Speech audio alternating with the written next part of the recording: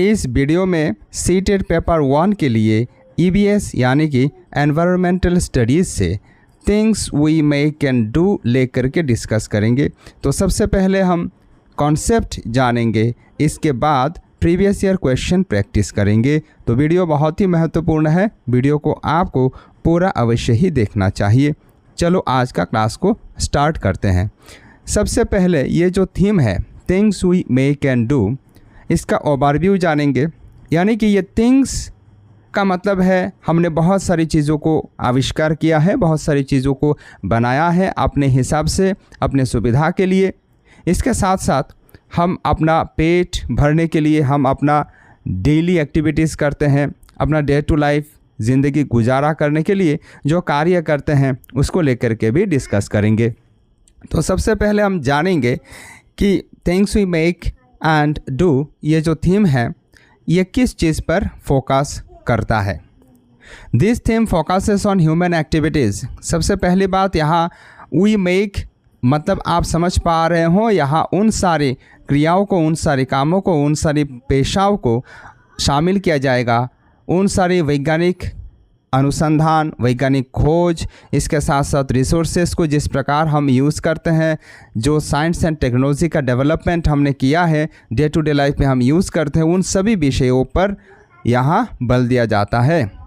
इसका अगर इम्पोर्टेंस हम देखेंगे तो ये बहुत ही महत्वपूर्ण है, इसका इम्पोर्टेंस बहुत ही गहरा है, क्योंकि विज्ञान जिस प्रकार हमारे जीवन को बहुत ही प्रभाव करता है, बहुत ही एक प्रभावित ढंग से अपना जीवन को इम्पैक्ट करता है, उसी प्रकार हमें क्या करना चाहिए, इन चीज़ों को जानना चाहिए। और इसमें से हमने प्रीवियस ईयर क्वेश्चन पेपर खंगाल करके कुछ क्वेश्चंस आपके लिए लाए हैं, जो क्वेश्चंस देखने के बाद आपको मालूम पड़ जाएगा कि इस टॉपिक में क्या क्या क्वेश्चन पूछा जा सकता है।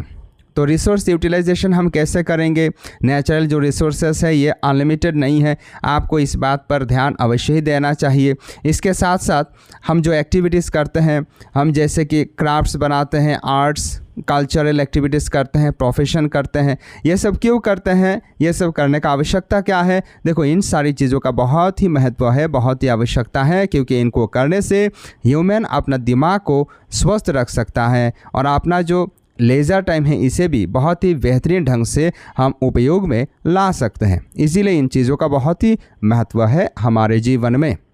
अब आगे हम कुछ की कॉन्सेप्ट्स के बारे में जानेंगे।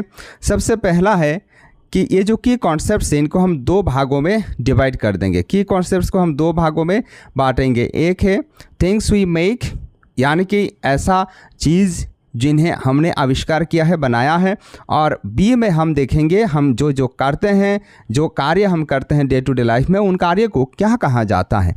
ठीक है, तो रिसोर्सेस एंड मॉडिफिकेशन, जो नेचुरल रिसोर्सेस है, जाहिर सी बात है हमने अपना सुविधा के लिए, हमने अपना पसंद अनुसार डेवलप किया है, उनको मॉडिफाई किया है। डेवलप तो हम नहीं बोल सकते, लेकिन उनको हम मॉडिफाई करते हैं। जैसे कि वुड, मेटल्स, क्ले, इन चीज़ों से हम क्या कर सकते हैं, वुड से फर्नीचर डेवलप कर सकते हैं, मेटल से हम अलग अलग प्रकार का धातु जो पदार्थ हैं, ठीक है, उससे हम अलग अलग प्रकार का चीज़ें बना सकते हैं। जैसे कि आजकल स्टील का अलमीरा है, इसके साथ साथ लोहे का बेड है, पालंक है, चेयर्स है, ठीक है, बहुत सारी चीज़ों को हम बना सकते हैं। और मूर्तियाँ जो है, मिट्टी की मूर्तियाँ, ये क्ले से बनता है। ठीक है, तो क्या करते हैं हम, एक जो नेचुरल चीज़ है उसे मॉडिफाई करते हैं। इसके साथ साथ बहुत सारी चीज़ों को मॉडिफाई करके हम कपड़े का आविष्कार करते हैं, कपड़ा बनाते हैं। इसके साथ साथ व्हीकल्स बनाते हैं, मोटरसाइकिल, बाइक, कार, ये सब बनाते हैं, फर्नीचर बनाते हैं, पेपर का आविष्कार करते हैं, पेपर का डेवलपमेंट करते हैं, पेपर बनाते हैं। और इसके साथ साथ बर्तनों का भी व्यवहार हम करते हैं और उन बर्तनों को भी हम बनाते हैं। आगे बढ़ते हैं। नेक्स्ट है science and technology. Everyday items such as fans, wheels, electricity and radios are products of scientific advancements and technological innovations. अभी हम जो क्लासेस आपके लिए एक के बाद एक ला रहे हैं, ये भी साइंटिफिक इनोवेशन से ही आ रहा है। इसके साथ साथ मैं जिस माइक से अभी आपसे ये वीडियो क्लास रिकॉर्ड कर रहा हूँ, ये क्या है, ये भी एक साइंटिफिक इनोवेशन है। फैन ऊपर घूम रहा है ठंडी देने के लिए, हवा देने के लिए। व्हील की मदद से हम क्या करते हैं, बाइक चलाते हैं। इलेक्ट्रिसिटी की मदद से हम क्या करते हैं, इन सारी चीज़ों को यूज़ करते हैं। मोबाइल चार्ज करते हैं, तो ये सब क्या है, ये सब साइंटिफिक इनोवेशन है। इसका अगर हम नंबर देखेंगे तो ये बड़ा ही अनलिमिटेड है, ठीक है। ये डे टू डे लाइफ में हम इतनी सारी चीज़ों को यूज़ करते हैं कि हम बोलते बोलते उनका नाम थक जाएंगे, लेकिन उनका नाम समाप्त ही नहीं होगा, ऐसा हाल है, ठीक है। चलो आगे बढ़ते हैं। Matter and it's properties. अब हम जानेंगे पदार्थों के बारे में और उनका जो गुण है, जो प्रॉपर्टीज़ है उनके बारे में। क्योंकि देखो, सबसे पहले मैटर जो है, जैसे कि एयर, वाटर, फूड, स्टोन्स, ये सारी की सारी चीज़ें क्या है, पदार्थ है, ठीक है। पदार्थ यानी कि मैटर है, ओके। तो इन सारी चीज़ों के अलावा हमारी जो जीवनचर्या है ये बिल्कुल भ्रमित हो जाती हैं, ये बिल्कुल चल नहीं पाती हैं, ठीक है। इनके ज़रिए ही हम अपना डे टू डे एक्टिविटीज़ करते हैं, ठीक है। तो इनका जो कॉम्पोजिशन है ये किस प्रकार होता है, मॉलिक्यूल्स इसमें क्या क्या रहता है, एटम्स इसमें क्या क्या रहता है, क्योंकि हर एक जो मैटर है ये मॉलिक्यूल से और एटम से बनता है। अब हम जानेंगे मैटर्स का कैरेक्टरिस्टिक्स। यहाँ मैटर का मतलब है पदार्थ। तो पदार्थ का कैरेक्टरिस्टिक्स क्या है, सबसे पहले देखो, particles of matter have spaces between them. तो पार्टिकल्स जो होता है ना पदार्थ का, उनका क्या है, उनमें स्पेस रहता है। जैसे कि mixing sugar in water shows diffusion. हम अगर पानी में शक्कर को मिलाएंगे तो इसे क्या कहेंगे, इसे डिफ्यूशन कहा जाएगा, ठीक है। ये पानी में क्या है, शक्कर बिल्कुल घुल जाने वाला चीज़ है।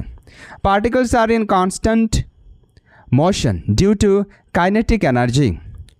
तो क्या है, पार्टिकल्स जो है धातुओं का पदार्थों के अंदर जो पार्टिकल पाया जाता है, ठीक है, ये मोशन में रहते हैं। यह किस लिए मोशन में रहता है, या काइनेटिक एनर्जी के चलते ये मोशन में रहते हैं। और मोशन, टेम्परेचर जब बढ़ जाता है, उष्णता जब बढ़ जाता है, उसके हिसाब से इन पदार्थों के बीच में जो पार्टिकल्स है इनका मोशन और तीव्र हो जाता है, ठीक है। Particles attract each other. और ये जो पार्टिकल्स है ये एक दूसरे को आकर्षण करते हैं, अट्रैक्ट करते हैं with varying forces depending on the type of matter. ये मैटर की प्रकृति, पदार्थ की प्रकृति के ऊपर डिपेंड करता है, निर्भर करता है। अब हम जानेंगे स्टेट्स ऑफ मैटर। पदार्थों का जो स्थिति है उस स्थिति के बारे में जानेंगे। तो पदार्थों को 3 स्थितियों में पाया जाता है। सबसे पहला स्थिति है सॉलिड। सॉलिड यानी कि कठिन अवस्था, जैसे कि फिक्स्ड शेप एंड वॉल्यूम। तो जैसे ब्रिक्स, इसके बाद टेबल, चेयर, ईटा, ये सब का क्या है, आइस, ये सब सॉलिड अवस्था में है, ठीक है। क्योंकि सॉलिड अवस्था में जो मैटर रहेगा उसका एक डेडिकेटेड, एक डेफिनिट शेप रहेगा और उसका वॉल्यूम भी रहेगा। तो मैटर का नेक्स्ट वाले सिचुएशन या फिर स्टेट है लिक्विड। लिक्विड यानी कि इसका फिक्स्ड वॉल्यूम रहेगा और इसका जो शेप है ये जहाँ पर आप रखोगे, जिस कंटेनर पे उसे रखोगे, उस कंटेनर के हिसाब से इसका आकार यानी कि शेप हो जाएगा। जैसे कि वाटर, मिल्क, ये सब क्या है, ये मैटर का लिक्विड फॉर्म है। मैटर का और एक फॉर्म है या फिर और एक स्टेट है जिसे कहते हैं गैस फॉर्म और गैसियस अवस्था। नो फिक्स्ड शेप और वॉल्यूम। तो गैसियस फॉर्म जो है ना ये मैटर का, इस गैसियस फॉर्म में जब पदार्थ रहता है तब उसका कोई वॉल्यूम नहीं रहता, उसका कोई फिक्स्ड शेप नहीं रहता। जैसे कि हवा, एयर, ये क्या है, ये गैस अवस्था में है। वाटर वेपर, हम जब पानी को ज़्यादा उबालेंगे तो उसमें से क्या निकलेगा, वेपर निकलेगा। तो ये जो वाटर वेपर है ये भी गैस है, क्योंकि इसका कोई शेप नहीं है फिक्स्ड और इसका कोई फिक्स्ड वॉल्यूम नहीं है। क्लासिफिकेशन ऑफ मैटर, यानी कि मैटर को हम कई सारे भागों में विभाजित कर सकते हैं, ठीक है, डिवाइड कर सकते हैं। जैसे कि एलिमेंट्स। तो एलिमेंट्स क्या है, contain one type of atom. Elements में एक प्रकार की एटॉम हुआ करती है। जैसे कि metals like copper, gold, non metals like carbon, oxygen. तो मेटल में अगर हम कॉपर की बात करेंगे, गोल्ड की बात करेंगे, तो इनमें सिर्फ एक प्रकार का एटम हुआ करता है। और नॉन मेटल का बात करेंगे तो कार्बन और ऑक्सीजन, इनमें भी एक ही प्रकार का एटम हुआ करता है। तो याद रखना, जिसमें एक प्रकार का एटम हुआ करता है उसे कहते हैं एलिमेंट्स। नेक्स्ट टाइप है कंपाउंड्स। कंपाउंड किसे कहते हैं, 2 और मोर एलिमेंट्स केमिकली कॉम्बाइंड, जहाँ 2 या फिर इससे ज़्यादा एलिमेंट को केमिकली कॉम्बाइन किया जाता है, उनका मिलान किया जाता है, तब इसे कहा जाता है कंपाउंड्स। तो कंपाउंड्स जैसे कि H2O, यानी कि पानी को हम H2O कहते हैं और ये एक कंपाउंड है। इसके बाद है मिक्सचर्स। तो मिक्सचर्स में क्या होता है? Mixtures are the combinations of elements और कंपाउंड्स। तो मिक्सचर में एलिमेंट भी रहता है शामिल और कंपाउंड भी शामिल रहता है, जैसे कि यार लेमोनेड। तो ये सब क्या है? ये मिक्सचर का एग्जाम्पल है। याद रखना, मिक्सचर में जिस प्रकार एलिमेंट मौजूद रहेगा उसी प्रकार मिक्सचर में कंपाउंड्स भी रहेंगे। ठीक है, तो ये एलिमेंट्स का कंपाउंड हो सकता है या फिर कंपाउंड का मिलान वाला चीज़ हो सकता है। आगे बढ़ते हैं होमोजेनियस। तो मैटर को होमोजेनियस भी कह सकते हैं। यूनिफॉर्म कंपोजिशन, यानी कि जिस मैटर का कंपोजिशन गठन बिल्कुल यूनिफॉर्म है, जैसे कि सॉल्ट इन वाटर, तो ये क्या है? ये होमोजेनियस मैटर है। हेटेरोजेनियस यानी कि नॉन यूनिफॉर्म कंपोजिशन, जिस कंपोजिशन का यूनिफॉर्म नहीं है, जैसे कि सैंड वाटर। सैंड वाटर क्या है? ये हेटेरोजेनियस मैटर है, क्योंकि इनका कोई यूनिफॉर्म कंपोजिशन नहीं है। आगे बढ़ते हैं, सॉल्यूशंस, सस्पेंशंस एंड कॉलोइड्स के बारे में जानेंगे। सॉल्यूशन क्या है? सॉल्यूशन यानी कि हम इसे घोल या फिर विलयन कह सकते हैं हिंदी में। तो ये होमोजेनियस मिक्सचर, यानी कि यहाँ हो सकता है क्या है? यहाँ हो सकता है कंपाउंड या फिर हो सकता है एलिमेंट्स मौजूद हो, जैसे कि लेमोनेड, ये एक सॉल्यूशन है। इसके बाद सस्पेंशन। सस्पेंशन हेटेरोजेनियस होगा, पार्टिकल्स विजिबल। यहाँ जो सस्पेंशन है, सस्पेंशन में जो चीज़ मिलाया जाएगा उसे हम देख सकेंगे, यानी कि इसका जो पार्टिकल्स है ये बिल्कुल विजिबल हुआ करती है। जैसे कि माडी वाटर को अगर हम देखेंगे, जहाँ कादा मिला हुआ है जिस पानी में, तो उस पानी क्या है? हेटेरोजेनियस सस्पेंशन है। कोलाइड किसे कहते हैं? Appears homogeneous but is heterogeneous. जिसे हम देखेंगे तो लगेगा ये होमोजेनियस है, जैसे कि लेमोनेड जैसा लगेगा, ठीक है, नींबू घुला हुआ है, पर हमें देखने में कुछ अलग पार्टिकल विजिबल नहीं होती है, जैसे कि मिल्क। ठीक है, तो मिल्क में क्या है? अगर हम देखेंगे तो उसमें भी ये हेटेरोजेनियस क्वालिटी का है, ठीक है, पर हमें देखने को में ये महसूस होगा कि ये होमोजेनियस है। ठीक है, तो मिल्क क्या करता है? शोज टिंडल इफेक्ट, और मिल्क का जो इफेक्ट है ना, इसे टिंडल इफेक्ट कहा जाता है, याद रखना। आगे बात करेंगे एलॉयस के बारे में। एलॉय का मतलब है मिश्र धातु, जिसमें 2-3 धातु मिक्स किया हुआ है ना, उसे कहा जाता है एलॉयस। मिक्सचर्स ऑफ मेटल्स और मेटल एंड नॉन मेटल। तो एलॉय का मतलब है इसमें मेटल का मिश्रण हो सकता है या फिर नॉन मेटल का भी मिश्रण हो सकता है। एलॉय का मतलब याद रखना, ये मिक्सचर है, ये मेटल का भी मिक्सचर हो सकता है या फिर ये नॉन मेटल का मिक्सचर भी हो सकता है, जैसे कि ब्रश 30% जिंक 70% कॉपर। ये ब्रश जो है इसमें 30% जिंक होता है और क्या है 70% कॉपर होता है। अब हम जानेंगे एसिड्स एंड बेसेस के बारे में। तो एसिड्स क्या है? सोर टेस्ट। एसिड का जो टेस्ट है ये थोड़ा खट्टा रहता है, सोर रहता है, जैसे कि pH इनका 7 से ज़्यादा रहेगा। टर्न ब्लू, लिटमस रेड, ये क्या है? ये टर्न कर देता है, इनका मिक्स करेंगे तो इनका जो कलर है ये लिटमस में अगर इनको मिक्स करेंगे तो ये क्या होगा? लाल हो जाएगा धीरे धीरे। जैसे कि citric acid in lemon, citric acid lemon में पाई जाती हैं, एसिटिक एसिड इन विनेगर, और विनेगर में कौन सी एसिड पाई जाती है? विनेगर में एसिटिक एसिड पाई जाती है। बेजेस के बारे में अगर हम बात करेंगे तो बेस का जो टेस्ट है ये बिटर होता है, तीता लगता है। इनका pH भी क्या है? 7 से ज़्यादा रहता है। ये लिटमस में क्या होता है? ब्लू, लाल से ये ब्लू कलर में परिवर्तित हो जाते हैं, जैसे कि इसका एग्जांपल है बेकिंग सोडा। इसके बाद है इंडिकेटर्स। इंडिकेटर्स में क्या क्या शामिल है? लिटमस, टर्मरिक, नेचुरल वाला टर्मरिक, हाँ हल्दी, मिथाइल ऑरेंज, इसके बाद है फेनोल फ्लाइनेम। ठीक है, ये जो सिंथेटिक वाला है ना फेनोल, इसके बाद फेनोल फाथेलिन।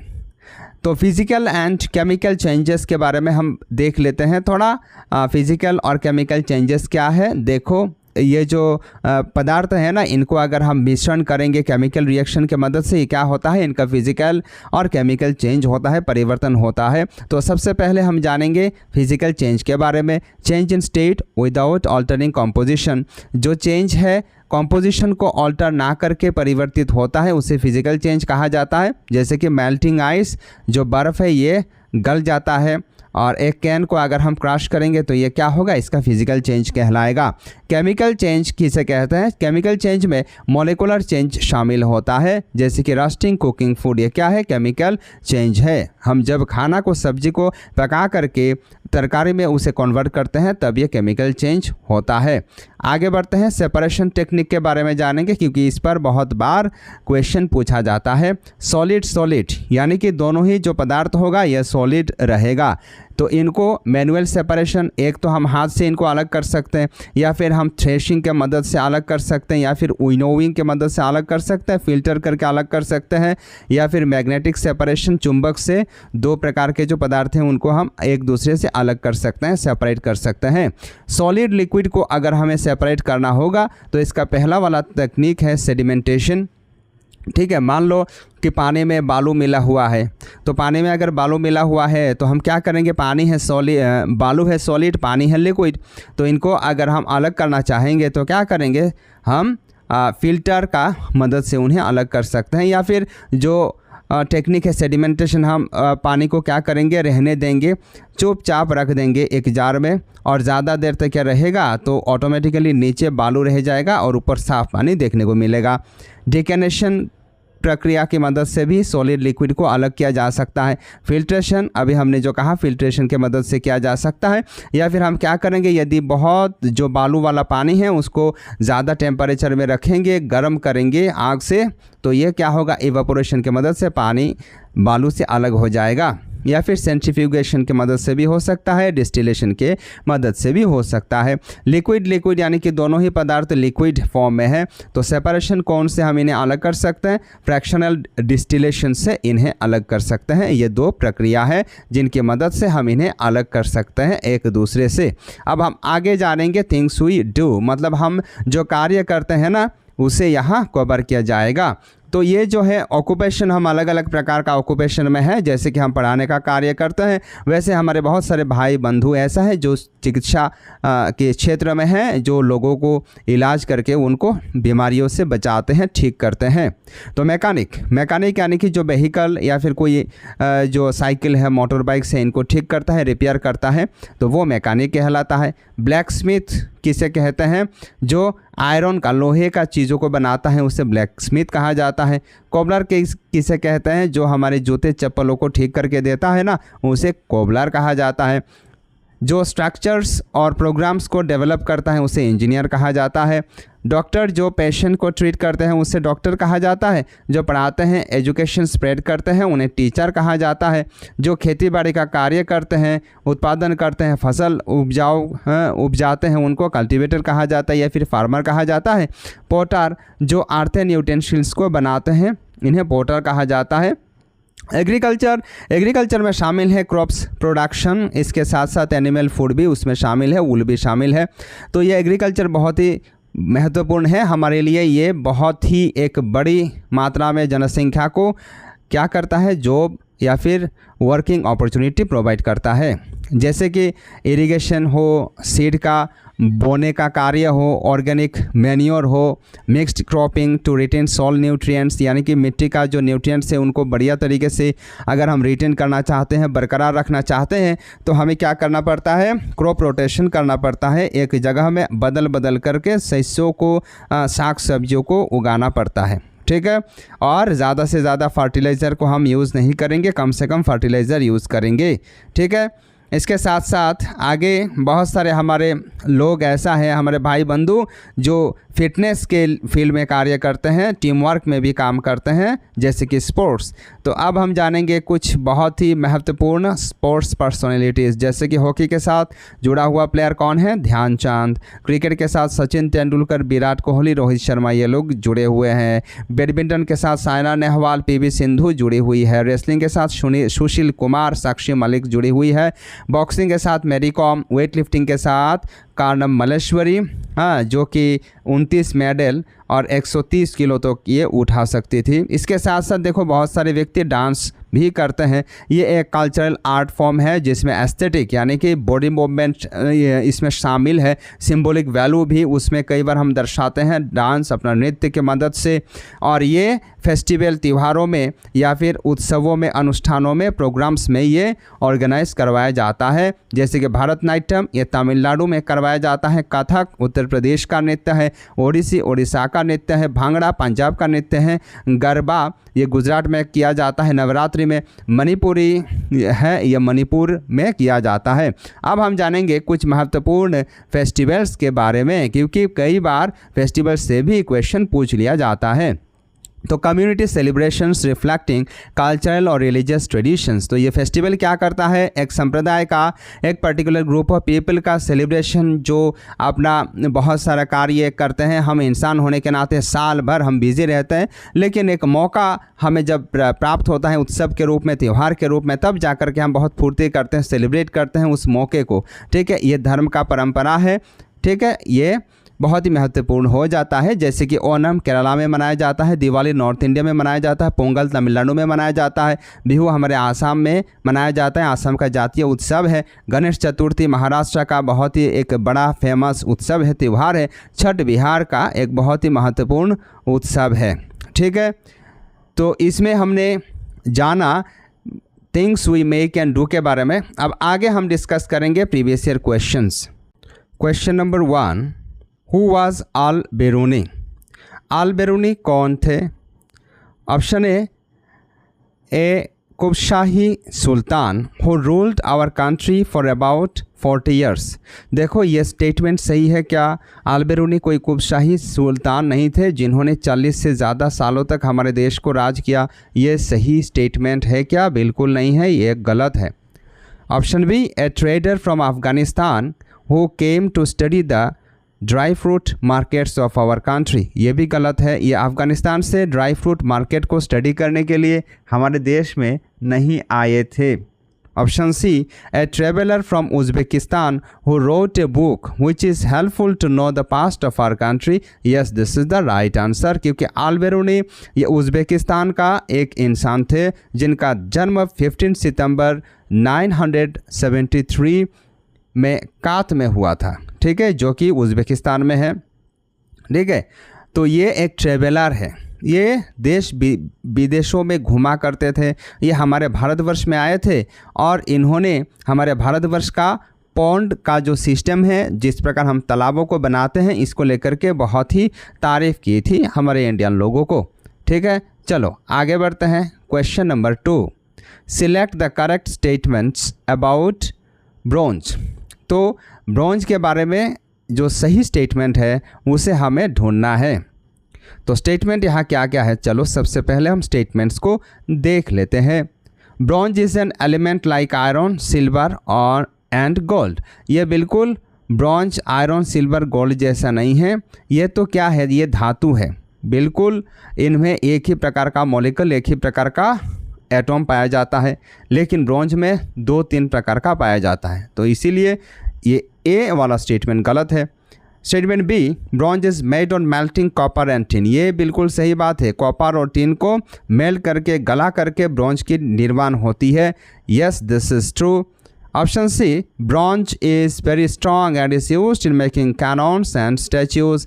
स्टैचूज़ को बनाने के लिए, मूर्तियों को बनाने के लिए ब्रोंज की इस्तेमाल किया जाता है। यह भी बिल्कुल सही बात है। Option D, the utensils made of bronze are lighter and stronger than that of aluminium. ये गलत बात है। ब्रोंज से जो यूटेंसिल्स, जो बर्तनों को बनाया जाता है, ये हल्का होता है और एल्यूमिनियम से शक्तिशाली होता है। ये गलत बात है। तो बी और सी वाला स्टेटमेंट सही है। इसका मतलब इस क्वेश्चन का सही जवाब हो जाएगा ऑप्शन ए। आगे बढ़ते हैं। Question number 3, select the correct statements about Madhubani paintings. तो पेंटिंग भी क्या है, लोग ही करते हैं, थिंग्स वी डू। ठीक है, हम लोग करते हैं, पेंटिंग करते हैं। आपको मधुबनी पेंटिंग के बारे में जो स्टेटमेंट्स दिया गया है, इनमें से सही स्टेटमेंट फाइंड आउट करना है।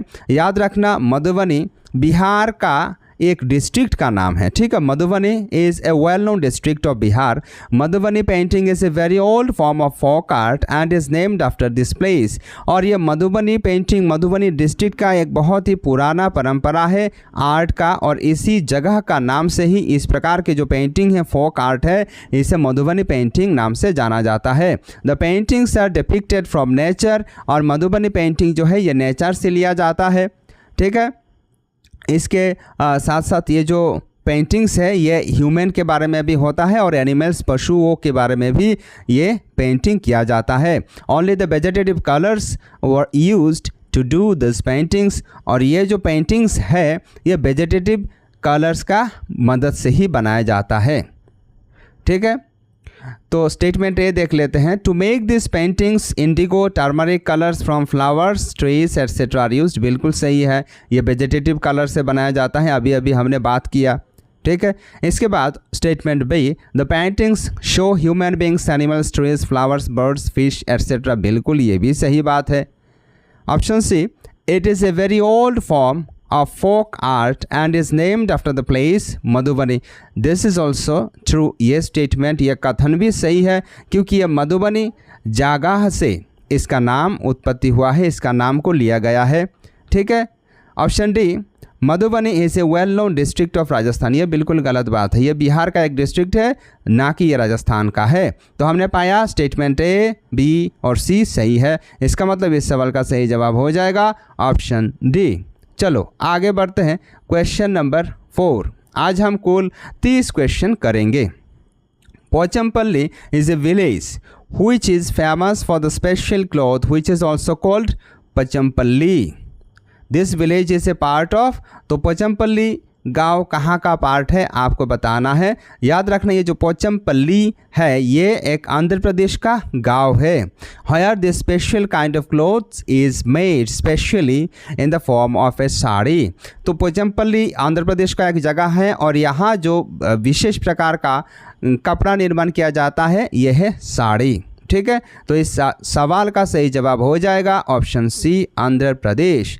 चलो आगे बढ़ते हैं। Question number 5। Bronze is a mixture of two metals. Bronze दो मेटल्स का, दो धातुओं का मिक्सचर है। This two metals are. तो ये दो धातु क्या क्या है याद रखना, ब्रॉन्ज कॉपर और टिन के मिश्रण से बनाया जाता है। तो इस क्वेश्चन का सही जवाब हो जाएगा ऑप्शन बी, ठीक है। क्योंकि याद रखना ब्रॉन्ज क्या क्या चीज़ से बनाया जाता है, ये एक एलॉय है यानी कि मिश्र धातु है जो कॉपर और टिन से मिल करके बनता है। आगे बढ़ते हैं। Question number 6। इन ब्रेल स्क्रिप्ट यानी कि जो लोग जो छात्र छात्राएं देख नहीं पाते हैं उनको पढ़ाने के लिए एक विशेष प्रकार का कुछ इस प्रकार डॉटेड बुक्स डॉटेड कॉपीज़ का यूज़ किया जाता है। उनको छू छू करके बच्चे क्या करते हैं, पढ़ते हैं। इसे ब्रेल कहा जाता है। Rows of raised dots are made on a thick paper। एक सख्त पेपर में ये बनाया जाता है। This script is based on। तो ये जो ब्रेल स्क्रिप्ट है ये किस पर आधारित है, कितने डॉट्स इसमें होते हैं। Option A 4 points, option B 6 points, option C 8 points, option D 10 points. तो याद रखना ये ब्रेल स्क्रिप्ट में 6 पॉइंट्स होती है। तो इस क्वेश्चन का सही जवाब हो जाएगा ऑप्शन बी। चलो आगे बढ़ते हैं। Question number 7। Neeta goes to Andhra Pradesh and she purchases 2 saris. Neeta Andhra Pradesh गई और इसने 2 साड़ी खरीदी। Which are exclusively made there. ये विशेष तौर पे या फिर ख़ास तौर पे वहाँ निर्माण किया जाता है, बनाया जाता है। What are they called. इन साड़ीज़ को क्या कहा जाता है। तो इस क्वेश्चन का सही जवाब हो जाएगा option A Pochampally and Kalamkari. ये 2 साड़ियों को पचमपल्ली साड़ी और कलमकारी साड़ी कहा जाता है, याद रखना। आगे बढ़ते हैं। Question number 8। Which of the following makes A correct pair. आपको बताना है निम्न में से कौन सा एक सही जोड़ है, ठीक है। तो आसाम बिहू बिल्कुल सही बात है। बिहू आसाम का नेशनल फेस्टिवल है कि नहीं बताओ, बिल्कुल सही बात है। ऑप्शन बी ओडिशा भारतनाट्यम, ये सही बात है क्या, ये सही नहीं है, गलत है। तमिलनाडु लावणी ये भी गलत है, कर्नाटका कथक ये भी गलत है। ठीक है, तो यहाँ सही क्या होगा अगर हम देखेंगे तो ओडिशा का जो वहाँ का जातीय नृत्य है वो है ओडिसी। ठीक है, तमिलनाडु का अगर हम जातीय नृत्य देखेंगे तो यह भारतनाट्यम। कर्नाटका का जो नेशनल डांस है यह है यक्षगाना। और आसाम का बिहू, तो इस क्वेश्चन का सही जवाब होगा ऑप्शन ए, क्योंकि यही करेक्ट प्यार है। Question number 9, Warli is a traditional art form. Warli एक ट्रेडिशनल आर्ट फॉर्म है। The place Warli is in the state of, आपको बताना है वर्ली ये जगह कहाँ पर अवस्थित है। याद रखना वर्ली ये एक बहुत ही सुंदर आर्ट फॉर्म है जो कि महाराष्ट्र पर किया जाता है। Traditionally created by tribal womens, ये जो ट्राइबल वुमेन द्वारा क्रिएट किया गया है। ठीक है, तो वर्ली महाराष्ट्र पर अवस्थित है। ऑप्शन ए हो जाएगा इस क्वेश्चन का सही जवाब। Question number 10. What is the mass of an object with a density of 15 gram per ml and a volume of 3 ml? तो एक ऑब्जेक्ट है जिसका डेंसिटी है 15 ग्राम पर ml और जिसका वॉल्यूम है 3 ml। तो इसका अगर हम क्या करेंगे, डेंसिटी इसका अगर हम निकालेंगे d, ठीक है, तो इसका डेंसिटी कैसे हम कोई भी ऑब्जेक्ट का निकालते हैं, ऊपर रहेगा मास।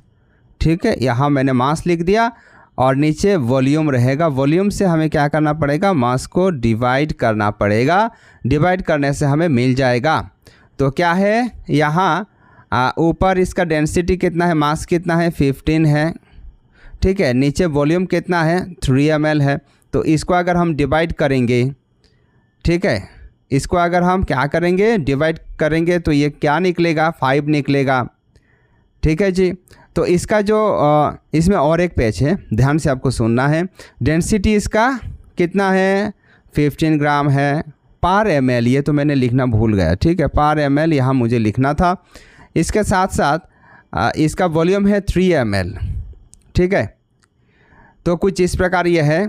डेंसिटी यहाँ दिया गया है 15 ग्राम पर ml और वॉल्यूम है 3 ml। तो इसको अगर हम करेंगे तो यह हो जाएगा 15 इक्वल्स टू, ये कुछ इस प्रकार होगा m/3 होगा। ठीक है, तो m/3 होगा तो m हमें निकालना है। m इक्वल टू हो जाएगा इम्प्लाइज दैट ये 15 और 3 मल्टीप्लाई हो जाएगा, तो हो जाएगा ये 45 ग्राम होगा। ठीक है, कुछ इस प्रकार ये निकलेगा। तो इसका ऑप्शन ए हो जाएगा सही जवाब। ठीक है, आगे बढ़ते हैं। क्वेश्चन नंबर 11 देखो, which one of the following is a scalar quantity. निम्न में से कौन सा एक स्केलर क्वांटिटी है। तो इस क्वेश्चन का क्या होगा सही जवाब, इस क्वेश्चन का सही जवाब हो जाएगा क्या, ऑप्शन डी, क्योंकि मास जो है ये एक स्केलर क्वांटिटी है। As mass does not change regardless of gravitation field, gravitation field के हिसाब से मास चेंज नहीं होता है। ठीक है, चलो आगे बढ़ते हैं। क्वेश्चन नंबर 12, यहाँ कुछ साइंस की भी बातें हैं। An object in which no light rays can pass through is called. एक ऑब्जेक्ट के बीच में जब कोई रोशनी पार होकर नहीं जा सकती, इसे क्या कहा जाता है। Option A translucent, option B transparent, option C convex, option D opaque. तो जिसके अंदर से लाइट पार होके जा सकती हैं, रोशनी पार होके जा सकती हैं, इसे क्या कहा जाता है, इसे ट्रांसपेरेंट कहा जाता है। लेकिन जिसमें ये पार होके नहीं जाता है रेस, इसे कहा जाता है ओपेक। तो इस क्वेश्चन का सही जवाब हो जाएगा ऑप्शन डी। चलो आगे बढ़ते हैं। Question number 13, what will be the weight of an object on the surface of the earth whose mass is 10 kg on the moon surface. अच्छा, मून में जिसका, चंद्र में जिसका वजन कितना है, हुज अर्थ।